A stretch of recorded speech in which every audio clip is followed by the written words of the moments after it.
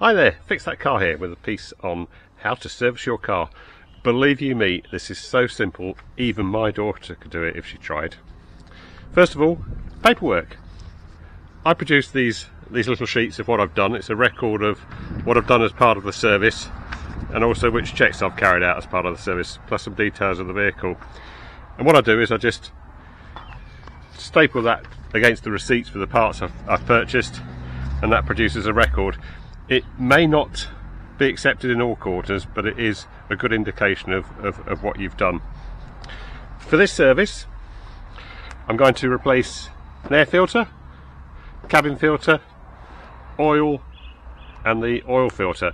I have purchased some spark plugs, but I shan't be using these, and the reason I shan't use them is that this particular car is fitted with long life spark plugs. They're not part of the normal service plan. I just bought them because I thought I might want to use them, but I've decided against that. I'm going to stick to the standard service. The reason for that is I'm going to show you how simple it is to service a car.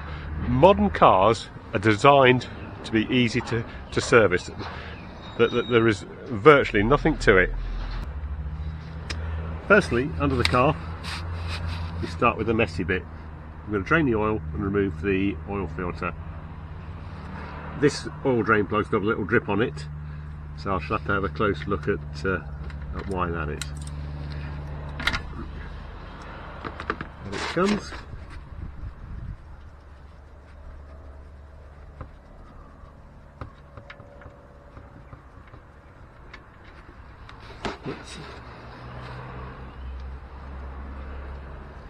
Always have plenty of rags with you as you do this. It's a messy operation.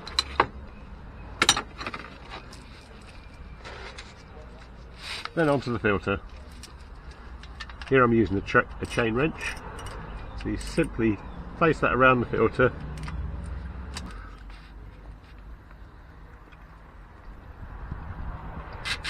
There it comes.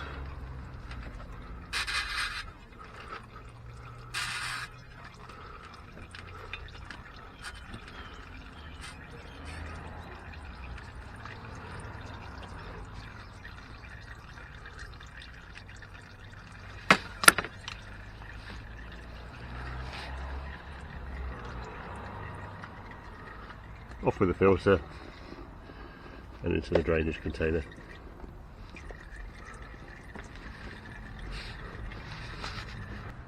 So, out of the box with the new filter. This end, where the seal is, requires a smear of oil. I'll just give that a smear of oil, and I will just re-wipe the mating surface up there, and I'll place it on and screw it in place. Now, oil filters are only hand tightened, but you tighten as far as you can by hand. That's fully on, and that will be hard to remove. For the drain plug, I've used some red hematite on the either side of the washer because it was dripping a little bit. So again, wipe the surfaces. Put the drain plug in. Take that little drop off and bring it in. It's important not to over tighten drain plugs, as they can jam in to the point the thread shears. So I'm holding the arm of the socket drive towards the end of the head, not at the far end, and that will give me about the right leverage to just tighten it up. Air filter housings vary a lot. This one I think is quite simple, so let's see what we find. 2 clips and this pipe at the front, which I'll just loosen off.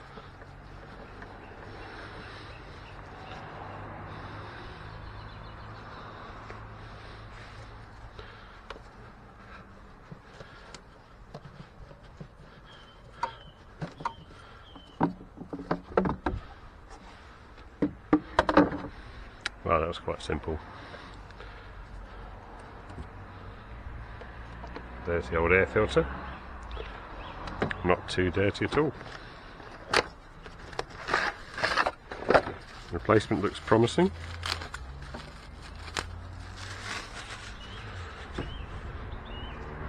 Housing's quite clean. If it's dusty, it's worth vacuuming out.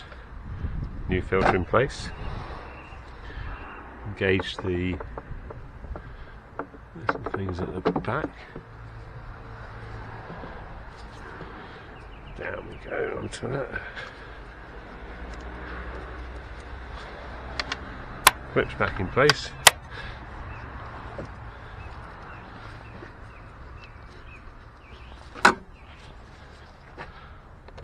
And tighten up. When you're refilling the oil, it's time for those rags again. The reason you'll be using lots of rags, that's what wipe things round, but you're quite likely to spill oil as you're pouring it into that little hole.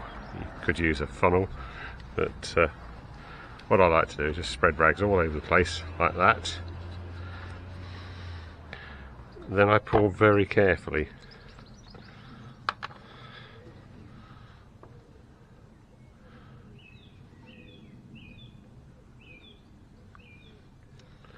Well, a bit more carefully than that.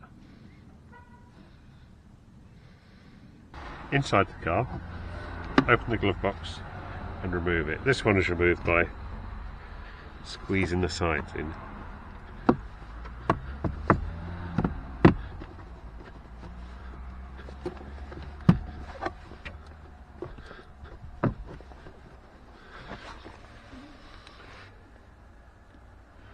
And here we find the pollen filter.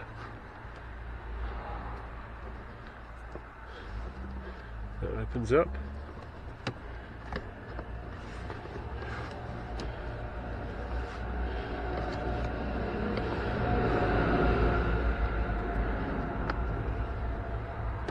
And now it slides.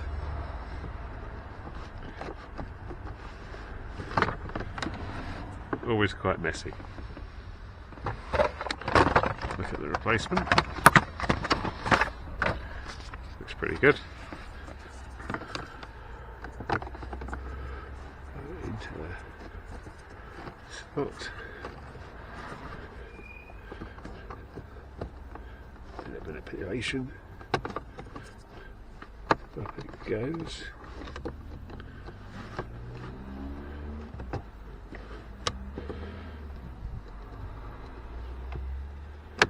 Get that back in place. Glove box. Squeeze. Get it back in situ. And that's that done. Next we do the underbonnet checks. Hydraulic fluid, brake, clutch. That looks okay. That's quite near up to maximum. The coolant is between full and low. That's fine. Batteries these days we don't touch. We just leave those alone. The windscreen washer fluid is a little bit low, so I should put some of that in a moment. Look at the auxiliary drive belt. Look for any cracking, make sure it's tight, particularly on the inside. You'll see cracking first of all on the ribbing on the inside of the belt. If there's any signs of the deterioration, this needs to be replaced. This one looks fine. Then oil all hinges. These hinges here can be oiled. Door hinges, just a little drop of oil on all the moving parts of the hinges and just along the strap. Take a front road wheel off to check the wear on the front brakes. Look through the aperture there, and here you can see there's very little brake material left, so these pads need replacing. Check for wear on the rear brakes. Taking the rear wheel off, look for scoring on the disc, and look at the amount of wear that's left on the pads. These are quite good, there's quite a thickness of material here. Generally, if it's down to the last third, it's time to replace those pads. Before you put a wheel back on, always apply some copper ease grease, just a thin amount on the inside of the wheel, especially for alloy wheels. This will stop corrosion setting in and the wheel sticking to the hub when you next come to remove it. And always tighten up to the specified torque using a torque wrench. This is done in a diagonal pattern, so you go across the nuts or bolts and then repeat to check on all four. And finally, do the paperwork. It's really important to keep this record because this is what you'll have to show when you come to sell the car. Here I've indicated it's a full service, Hyundai i10. These are the items replaced, that's the mileage the service was done at. These are the items that are checked, and a note there to say that the front brake pads were below service limit, so that's something that he's doing soon. I've also attached this to a receipt for those components. There is another item here, but the components for the i10 added up to £49.18. That was the total cost. What could be simpler? What I've just done is really, really easy. As I said, even my daughter could do it if she was inclined to do that. Cars these days are designed to service very easily, and the actual things that you do, any grease monkey could do in a garage. So have a go, do it yourself, and save yourself a fortune. Thank you for watching. Bye for now.